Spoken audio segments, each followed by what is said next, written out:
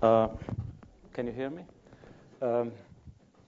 Dear participants, thank you very much for inviting me, and I am happy that you were able to hear the story of Slovenia from a person who participated in the very core of Slovenian politicians in the process of making of Slovenia.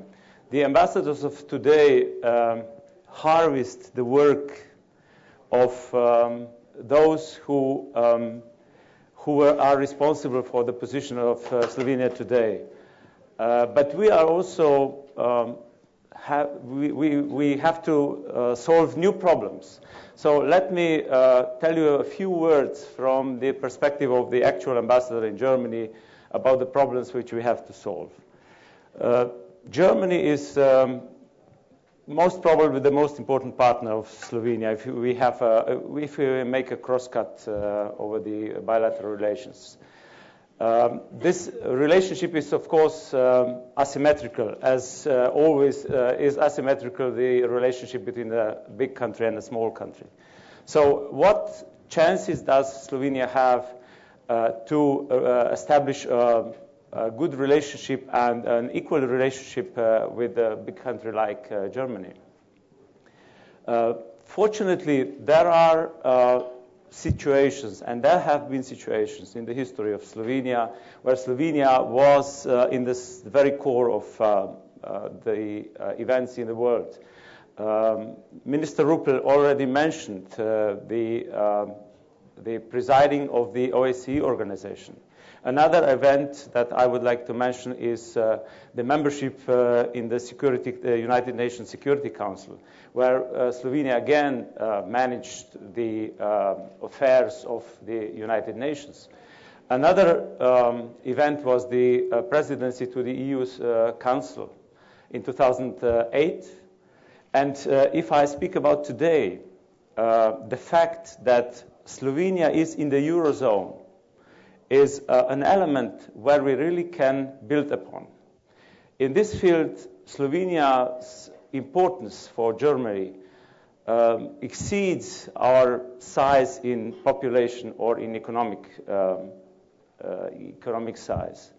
And this gives us the possibility to achieve some goals or to achieve some interests where Germany can help Slovenia and where Germany can accomplish or give us where our interests lie. So there is a chance also for a small country to establish an equal footing relationship with a big country.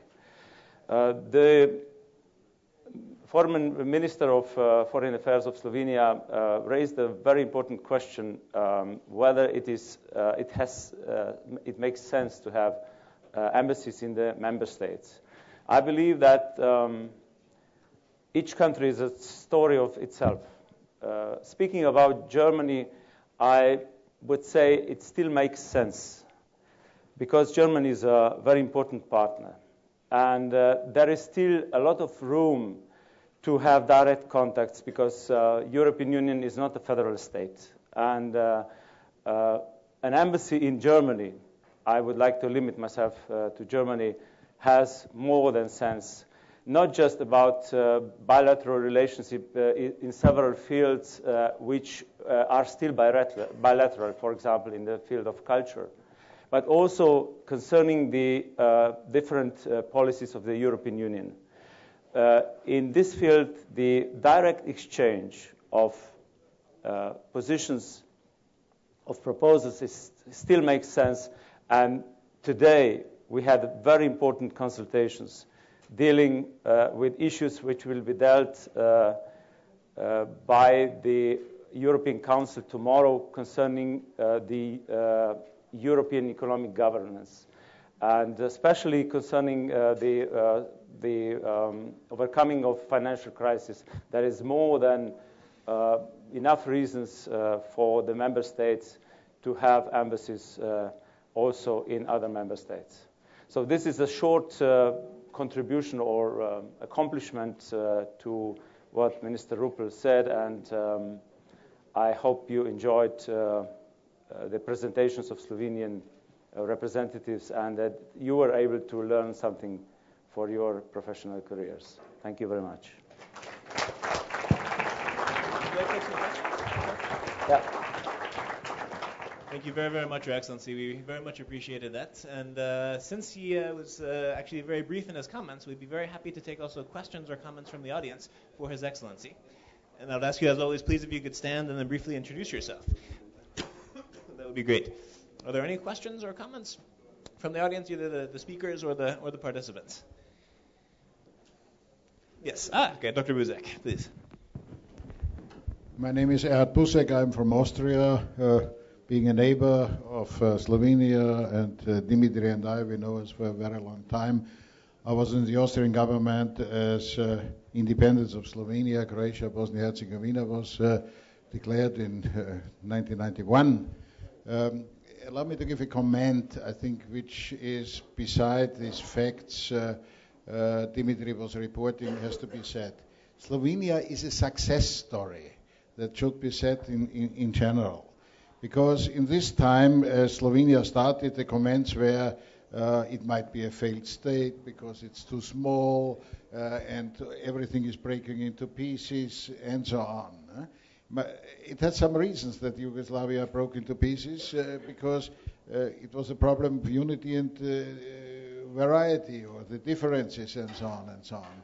And I think maybe it is, in the current situation, a more stable situation, and Slovenia has contributed very much to this. Why? And I may say it as a neighbor, I think I'm always admiring the cultural power of Slovenia.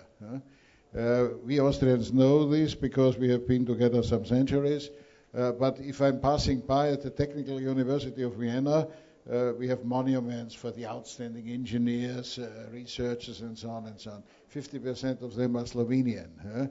It is sometimes not known in my country, which is a mistake, and I can continue in this direction. So far, I think Slovenia is an excellent example of state building in our time, because this is the tremendous change. The map since 89, 91, 93, in our part of Europe has totally changed. I think if you are including Central Asia, we have in our neighborhood now, I think around 25 new states. I think it's totally different. And I think what you can expect, I'm quite sure, that this map might not only in Europe but further on also change in more directions. I think with this fact we have to live, and having good examples, I think, in this direction is extremely important. So far, many thanks to you that you are showing Slovenia as a showcase. Here we can be very happy to have it. Just a comment for our Slovakian friend. We have the experience in Austria that not only Slovenia and Slovakia are sometimes mixed up. There's a part of Croatia with the name Slavonia, and then everything is difficult. Let me just add one sentence of clarification. I commend the Slovenian ambassador for defending the embassy of Slovenia in Berlin. Now, when I said that we might reduce the number of embassies in the EU, I didn't mean Germany. But it's, Minister, it's an interesting question. In the Foreign Ministry of Germany, there has been made a report by a diplomat with the name Paschke. And this Paschke report considered, his mandate was to find out whether the embassies in the EU member states have a sense.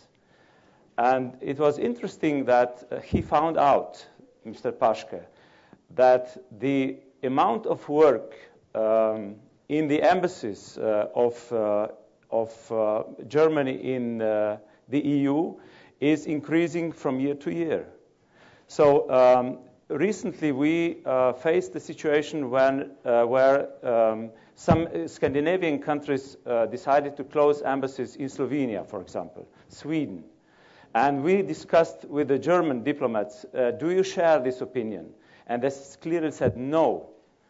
We don't believe that this is the right step. We believe that since European Union is not a federal state, there is a sense that we still have embassies in each other countries.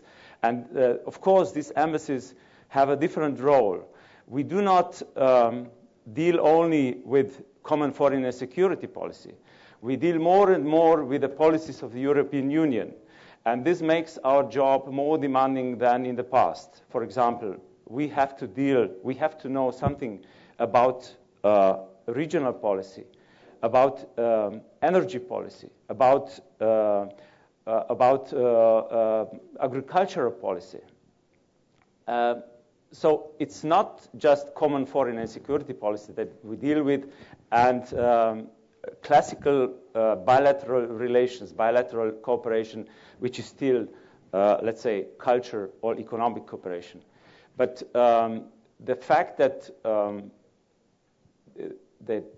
European Union is getting more and more integrated puts us in front of more and more demanding tasks, because we are supposed to know at least something about each of the policies which I mentioned.